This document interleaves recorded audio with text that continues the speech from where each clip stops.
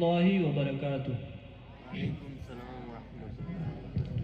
نحمده ونصلي على رسوله الكريم اما بعد فاعوذ بالله من الشيطان الرجيم بسم الله الرحمن الرحيم پڑھیے الصلاة والسلام علیکہ یا رسول اللہ الصلاة والسلام علیکہ یا رسول اللہ وعلى آلک واصحابک یا حبیب اللہ وأصحابك يا حبيب الله والصلاة والسلام عليك يا نبي الله والصلاة والسلام عليك يا نبي الله وعلى آلك وأصحابك يا نور الله وعلى آلك وأصحابك يا نور صلی اللہ تعالی علیہ وسلم صلی اللہ تعالی علیہ وسلم۔ محترم سامعین حضرات، ہمارا یہ سلسلہ جس کا نام ہے آمنے سامنے، اس سلسلے میں ہم معمولات اہل سنت کے متعلق عوامی ذہنوں میں جو وسوسات پیدا ہوتے ہیں ان کا ازالہ کرنے کے لیے حاضر ہیں۔ اللہ تبارک و تعالی نے چاہا تو بہت سارے ایسے معاملات ہیں جن میں ہماری اصلاح ہوگی۔ آپ سبھی کا اس سلسلے میں خیر مقدم، کیسے ہیں آپ سب؟ الحمدللہ، اللہ کا کرم ہے۔ تو چلیے یہ سلسلہ شروع کرتے ہیں۔ بھائی علماء کرام اپنے بیانات وغیرہ میں ہمیشہ ذکر کرتے رہتے ہیں کہ اپنے رب سے رشتہ مضبوطی سے جوڑو، لیکن ہم کیا دیکھتے ہیں کہ جو رشتہ جوڑا جا رہا ہے وہ رب کے بندوں کے ساتھ جوڑا جا رہا ہے۔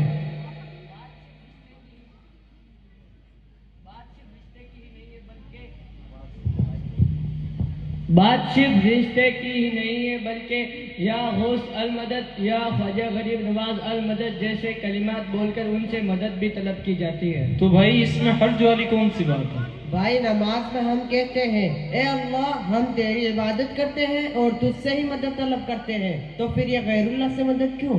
قرآن کریم کی آیت کریمہ جس کا مفہوم ہے اللہ کے علاوہ جن بتوں کو تم پوجتے ہو وہ تمہاری کچھ مدد کرنے پر قادر نہیں، وہ تو اپنے اوپر سے مکھی کو بھی دور نہیں کر سکتے، تو ایسے میں غیر اللہ کیسے مدد کر سکتے ہیں؟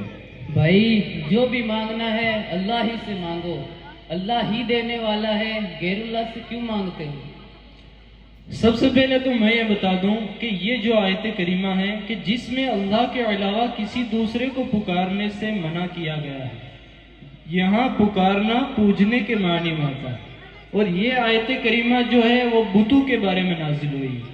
اس آیت کا مطلب یہ ہے کہ اللہ کے مقابلے تم جن بتوں کو پوجتے ہو وہ تمہاری کچھ مدد کرنے پر قادر نہیں، ورنہ غیر اللہ سے مدد مانگنے کا ذکر تو خود قرآن میں آیا ہے کہ اے ایمان والوں نماز اور صبر سے مدد چاہو، تو کیا یہ غیر اللہ سے مدد مانگنا نہیں ہوا؟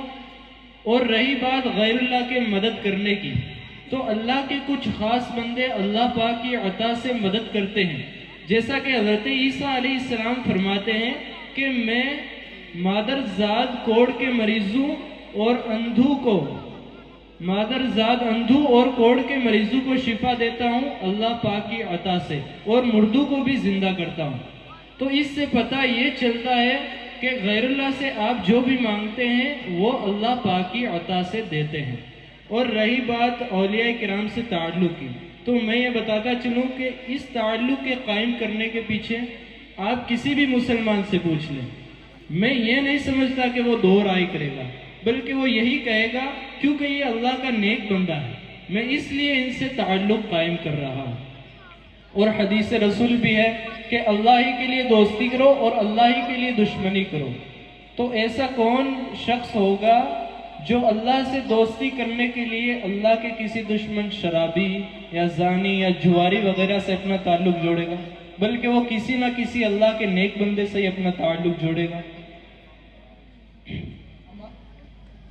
امان بھائی جو کچھ آپ نے یہ بیان کیا یہ تو زندوں کے مطابق ہے، چلو زندوں سے مدد مانگنا جائز ہے، لیکن مردوں سے مدد مانگنا کس طرح جائز ہو سکتا ہے؟ سب سے پہلے تو یہ ہے کہ اللہ کے خاص بندے یہ مردہ نہیں بلکہ اپنی قبروں میں زندہ ہوتے ہیں، اور جس طرح ان سے حیات ظاہری کے اندر مدد مانگنا جائز ہے، اسی طرح حیات ظاہری کے بعد بھی ان سے مدد مانگنا جائز ہے۔ صحابہ کرام سے لے کر تابعین اور محدثین سے یہ بات ثابت ہے، جیسا کہ حضرت سیدنا عمر فاروق رضی اللہ تعالی عنہ کے زمانے میں قحط سالی پڑ گئی، تو حضرت سیدنا بلال بن حارث رضی اللہ تعالی عنہ روضہ رسول پر حاضر ہو کر عرض کرتے ہیں، یا رسول اللہ صلی اللہ تعالی علیہ وسلم آپ کی امت کے لیے دعا کیجئے کیونکہ وہ ہلاک ہو رہے ہیں۔ تو آپ صلی اللہ تعالی علیہ وسلم ان کے خواب میں تشریف لائے اور فرمایا کہ عمر کے پاس جانا اور انہیں میرا سلام کہنا اور کہنا کہ ان قریب تمہیں بارش عطا کر دی جائے گی۔ اس کے بعد بارش ہوئی اور قحط سالی دور ہو گئی۔ تو صحابہ کرام کے اس عمل سے اس بات کا ثبوت ملتا ہے کہ آپ حیات ظاہری کے بعد بھی کسی سے مدد طلب کر سکتے ہیں۔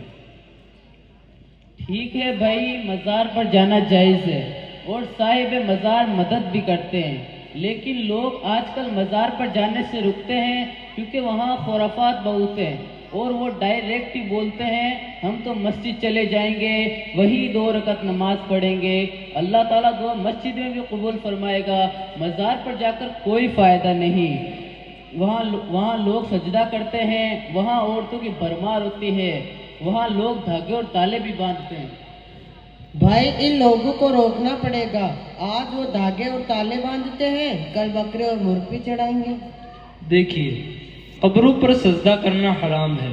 میرے آقا اعلیٰ حضرت امام احمد رضا خان فاضل بریلوی رحمۃ اللہ علیہ قبر پر حاضری کے تعلق سے فرماتے ہیں کہ قبر سے 4 ہاتھ دور ہو کر کھڑا ہونا چاہیے، اور عورت کو تو ویسے بھی مزار پر جانے سے سختی سے منع کیا گیا ہے، اور دھاگے باندھنا، تالے باندھنا، نظر ماننا، ان سب کی شریعت میں کوئی اصل نہیں ہے۔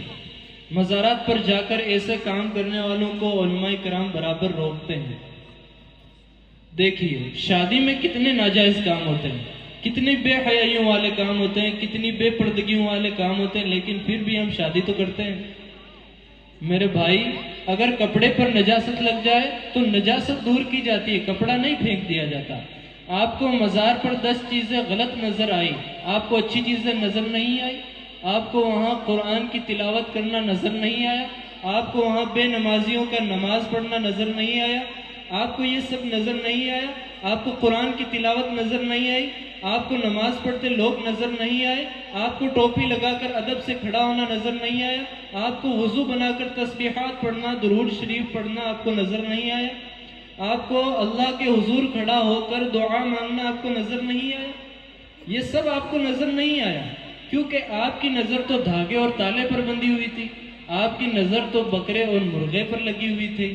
بھائی، ابھی آپ نے وسیلے یا غیر اللہ کے تعلق سے جو باتیں بتائی ہیں اس سے یہ مسئلہ تو صاف ظاہر ہو گیا، لیکن یہ نیاز کا کیا چکر ہے؟ میں بتاؤں بھائی، یہ ایک بلٹی سسٹم ہے۔ جیسے میں کھانا کھا رہا ہوں، اس کا ثواب مجھے ملنا چاہیے، لیکن میں نے یہ ثواب عامر بھائی کو دیا، عامر بھائی نے حسین بھائی کو دیا، حسین بھائی نے احمد بھائی کو دیا، اور احمد بھائی نے فلاں کو دیا، اور فلاں نے فلاں کو دے دیا۔ مجھے تو یہ سمجھ میں نہیں آ رہا یہ ہوا کیسے؟ دیکھیے، جیسے آپ نے ابھی بتایا اور جسے آپ نے ابھی بلٹی سسٹم کہا ہے، اگر یہ غلط ہے تو قرآن و حدیث سے مجھے اس کی کوئی دلیل پیش کریں، کیونکہ کسی چیز کے ناجائز ہونے کے لیے دلیل کی ضرورت ہوتی ہے اور کسی چیز کے جائز ہونے کے لیے دلیل کی ضرورت نہیں ہوتی۔ تو آپ مجھے دلیل پیش کریں کہ یہ غلط کیسے ہوا۔ ارے بھائی، وہ تو اچھا ہوا کہ جو انہوں نے ابھی کھانا کھایا تھا اس پر یہ نہیں کہا کہ یہ غوث پاک کی نیاز ہے۔ مطلب یار، ہم جو کچھ بھی کھاتے ہیں کسی نہ کسی کی نیاز ہے، یہ غوث پاک کی نیاز ہے، یہ خواجہ صاحب کی نیاز ہے، یہ اس کی نیاز ہے، یہ اس کی نیاز ہے، یہ فلاں بزرگ کی نیاز ہے، یہ فلاں بزرگ کی ہے۔ میں تو کہتا ہوں اگر کھلانا ہی ہے تو اللہ کے نام پہ کھلائیے نا، غیر اللہ کا نام لے لے کر کیوں کھلاتے ہو؟ وسوسات ختم ہو گئے آپ کے؟ ارے بھائی، آپ تو انہیں وسوسات کا نام دے رہے ہیں، ہم تو ہر آدمی کے دل میں پیدا ہونے والے اعتراضات کو پیش کر رہے ہیں۔ دیکھیے صاحبان، ہر آدمی کے دل میں ایسے سوالات ہوتے بھی نہیں ہیں، بہت کم لوگ ایسے ہیں جو ایسے اعتراضات کے اندر پڑتے ہیں۔ یقین مانیے کہ بعض مرتبہ جن کو نیاز سے اعتراض ہوتا ہے نا، ان کے سامنے بھی جب نیاز کا کھانا پیش کیا جاتا ہے تو ان کا منہ بھی پانی سے بھر آتا ہے اور نیاز کو صفا چٹ کر جاتے ہیں۔ دیکھیے، کھانا کھلانا کیا ہے؟ یہ کار ثواب ہے۔ اب اگر کوئی آدمی اچھی نیت سے کسی کو کھانا کھلائے تو اسے ثواب ملے گا یا نہیں ملے گا؟ بالکل ملے گا۔ اچھا، نیاز فاتحہ میں کیا ہوتا ہے؟ قرآن کی تلاوت ہوتی ہے۔ اب اگر کوئی آدمی قرآن کی تلاوت کرتا ہے تو اس کو ثواب ملے گا یا نہیں ملے گا؟ بالکل ملے گا۔ تو اب اگر کوئی آدمی اسی قرآن کی تلاوت کو غوث پاک کو نظر کرتا ہے یا اپنے والدین کو نظر کرتا ہے تو اس میں غیر شرعی کیا ہوا؟ آئیے پہلے تو یہ بتائیں کہ یہ آیا کہاں سے، اس کی کوئی اصل ہے یا نہیں؟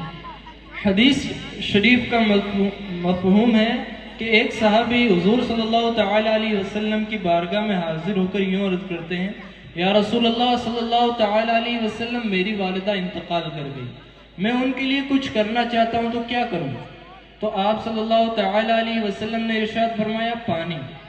تو صحابی رسول نے کنواں کھدوایا اور وقف کرتے ہوئے فرمایا کہ ہذہ لأم سعد، یعنی یہ سعد کی ماں کے لیے ہے، یعنی اس کا ثواب جو ہے وہ سعد کی ماں کو پہنچے۔ تو صحابی رسول کے اس عمل سے ہمیں ایصال ثواب کا ثبوت ملتا ہے یا نہیں؟ بالکل ملتا ہے۔ ٹھیک ہے، یہ بات تو سمجھ میں آ گئی، لیکن یہ بتائیں گے پیر لوگ جو مرید بناتے ہیں اور وہ یہ روایت بھی بیان کرتے ہیں کہ جو غوث پاک کا مرید بنے گا وہ بغیر توبہ کے نہیں مرے گا۔ اب سوال یہ اٹھتا ہے کہ پوری زندگی گناہ کرو کیا فرق پڑتا ہے؟ پیر صاحب نے بولا توبہ نصیب ہو جائے گی، اس لیے خوب عیش کرو، خوب عیاشیاں کرو۔ اگر غوث پاک کی وجہ سے کسی کو توبہ کی توفیق ملتی ہے تو اس میں حرج کیا ہے؟ دیکھیے ایسے سوالات وہی کرتا ہے جو غوث پاک کا مرید نہیں بنتا۔ اگر اللہ کے کسی نیک بندے کی وجہ سے کسی کو توبہ کی توفیق نصیب ہوتی ہے تو اس میں آپ کو پریشانی کیوں ہو رہی ہے؟ ایک بندہ جو ہے 100 قتل کر کے جا رہا تھا، راستے میں توبہ کی توفیق نصیب ہوئی اور موت آ گئی اور جنت میں چلا گیا۔ دیکھیے اگر آپ کو دنیا میں کوئی کہے کہ یہ کام کر لو، میں ہوں نا، جو ہوگا دیکھ لوں گا، تو آپ اس پر بھروسہ کریں گے یا نہیں کریں گے؟ بالکل کریں گے۔ تو یہ جو غوث پاک نے فرمایا تو یہ کس کی طرف نظر کرتے ہوئے فرمایا؟ آف کورس اللہ تعالیٰ کی طرف۔ غوث پاک فرماتے ہیں کہ مجھے میرے رب نے 70 مرتبہ فرمایا کہ اے عبد القادر تیرا کوئی مرید بغیر توبہ کیے نہیں مرے گا۔ ہاں، اب اگر کوئی آدمی اسی کا غلط مفہوم نکال کر گناہوں میں زیادتی کرتا ہے یا نمازیں ترک کرتا ہے تو یہ اس کا عمل غلط ہے، اس کی مذمت کی جائے۔ ایسے آدمی کو کون صحیح کہے گا بھلا؟ یار تھوڑی بہت تو آپ کے اندر بھی کامن سینس ہوگی۔ اچھا یہ پیر صاحب قبلہ کس کے مرید بناتے ہیں؟ غوث پاک رحمۃ اللہ علیہ۔ تو پھر ان کے مریدین رضویہ اشرفی کیوں لکھتے ہیں؟ غوثیہ بغدادی کیوں نہیں لکھتے؟ آپ کا نام کیا ہے؟ اویس رضا۔ آپ کے والد کا نام؟ نظام الدین۔ آپ کے دادا کا نام؟ عثمان خان۔ تو آپ کو اویس بن نظام الدین کہیں گے یا اویس بن عثمان کہیں گے؟ اویس بن نظام۔ تو پھر دادا کا نام کیوں نہیں لگایا؟ ظاہر ہے والدی کا نام لگائیں گے۔ تو اس پیر صاحب کا نام لگا لیتے ہیں کہ جس کے واسطے سے ہم غوث پاک کے مرید بنے ہیں، تو اس میں غیر شرعی کیا ہوا؟ اس میں غلط کیا ہے؟ ماشاءاللہ بھائی، آپ نے تو ہمارے سارے ڈاؤٹس کلیئر کر دیے۔ آج کافی وقت سے ہمارے ذہن میں سے سوالات گردش کر رہے تھے، الحمدللہ آج سب کا جواب مل گیا۔ اللہ آپ کو سلامت رکھے۔ اجازت دیجیے، انشاءاللہ پھر کبھی ملاقات ہوگی۔ السلام علیکم ورحمۃ اللہ۔ علیکم وعلیکم السلام۔